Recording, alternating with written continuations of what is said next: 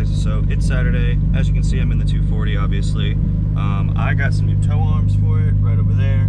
Then over here I got new ball joints for the front end. And then there's a sensor right over there, which I'll talk about a little more when I get to the shop. That's actually for the E36. If you watched a previous video, you know it didn't want to start. It would just crank, no start. I'll get into that when I get to the shop. Jacob's not going to be there today, but I think I'm just going to run by, throw the sensor in, hopefully fix the issue. But yeah, like I said, I'll talk more about that when I get to the shop. So I'm going to head to work right now, throw in the tow arms, throw in the ball joints, do an alignment, and yeah, I'll pick this up when I get there. Alright, so I'm at work. I just put the new tow arms on. So this is the new tow arm right here. This is the old one, junk. And then that's the new camber arm I put on last time. So those are the arms. Then like I said, I got new ball joints for the front. So you can't see that, oh well. That's a new ball joint right there.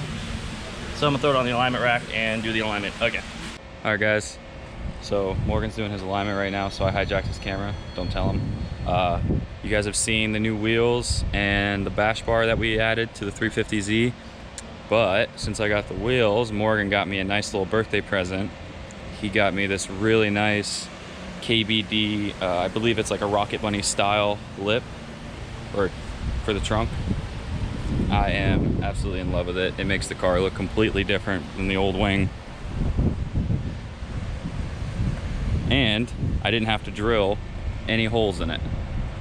It came perfectly set to tape down. I used double-sided 3M tape VHB, and it is holding on strong. I can open the trunk and do everything and not have it have any issues, but I love it.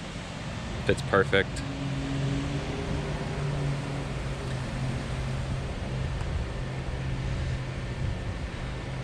So yeah, just wanted to throw that in there while he's doing his alignment. I'm gonna go back and we're gonna get some more footage of that.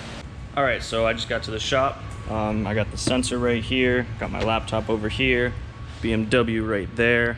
I'm gonna bring it down. I'm gonna throw the sensor in. Actually, I'll explain to you why it wasn't starting and why I think this is gonna fix it after I bring it down. Okay, so before I explain the whole thing with the sensors and whatnot, let me explain why I'm putting this sensor in. So, we got the standalone, or Jacob got the standalone, put it in the car, hooked his laptop up to the standalone, loaded the base map onto it, and we tried to start it, crank, no start. So we were like, okay, let's check timing. So we hooked a timing light up to it that we borrowed from someone, wasn't flashing, wasn't working, so we went and bought another one because this car is coil on plug. So we didn't know if the timing light we had worked for coil on plug because it was an older one. So when I got another one, put it on the car, same thing, didn't work. Put on another car, worked fine. So then we started, looking into it, trying to figure out, okay, obviously we don't have a signal to the coils to, spark. So essentially we have no spark. Trying to figure it out, couldn't figure out why we didn't have spark. So we also realized we weren't getting an RPM signal. Looked into it, emailed the company that he bought the standalone from. Really wasn't any help at all. So this has probably been, I want to say a month, maybe over a month now that this has just sat here and we haven't done anything with it. And I was looking into it the other day, and apparently the cam sensor on an M52, a single Vanos M52, is a inductive type sensor that is not compatible with standalone ECUs. So let me show you real quick. Try and explain it the best as I can. This is the old sensor right here. This is the new sensor right here. So this sensor, see if you take this, not magnetic or anything, take this to the new one I got, you can see how it's, well, I guess it's kind of hard to see, but this sensor is, see there? Okay. That sensor, the new one I got, is a Hall effect sensor. So this sensor right here, same sensor, looks like the same thing and everything, same plugs and everything. The new sensor I got is from an M52 dual Vanos engine, and it's a intake cam sensor. So I guess the dual Vanos has an intake and exhaust cam sensor. I don't know if the single Vanos has an exhaust cam sensor as well. All I know is that this sensor is the intake cam sensor on a dual Vanos M52. So I was looking on forums and people said, yeah, the M52 single Vanos cam sensor, the stock one, is inductive, isn't compatible with standalones. I swap it out for an M50 sensor. Well, I got an M50 sensor. That didn't work. It was a female plug, and it has to be a male plug.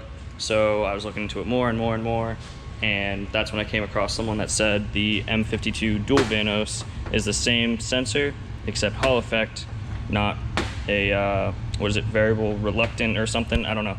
I forget exactly. But whatever it is, whatever kind of sensor it is, the M52 single Vanos cam sensor is not compatible with standalone ECUs. You have to get a Hall effect sensor, which is this one, again, from a dual Vanos M52. This is the intake cam sensor. Okay, now that that's all over with, I'm gonna put this in the car, and I'm gonna hook up my laptop to the standalone, load up the base map, put in, basic, engine size, injector size. I guess I'm gonna try and start it. And if it doesn't work, I'll mess with some other stuff, but we'll see. So I'm gonna get into doing that right now.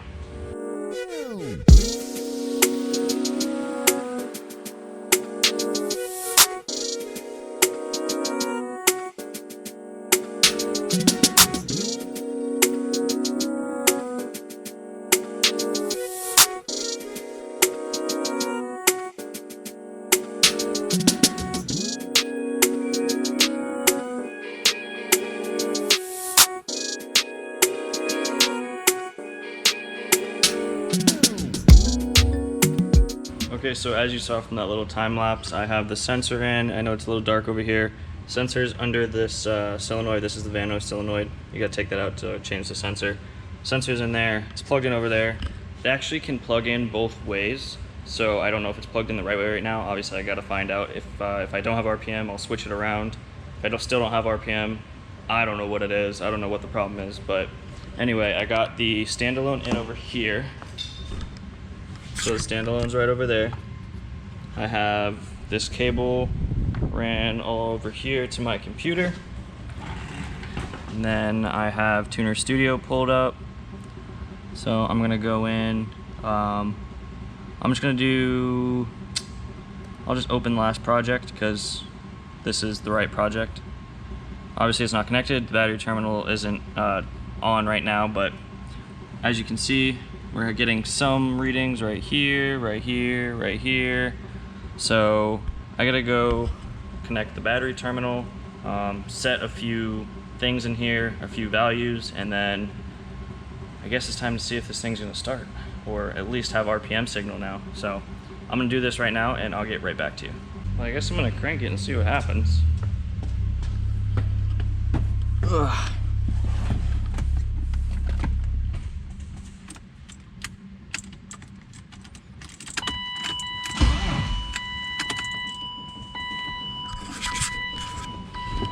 I'm using a jump box, so battery's dead. I wonder if that battery's too dead. Yeah. Well, that answers that. All right, jump box installed. Let's try it again.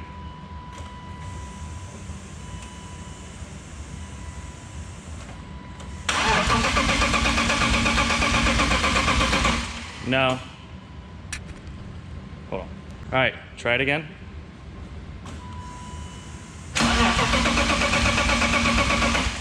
Nope. Try it again. Try and crank it. Okay, hold on. Try it one more time.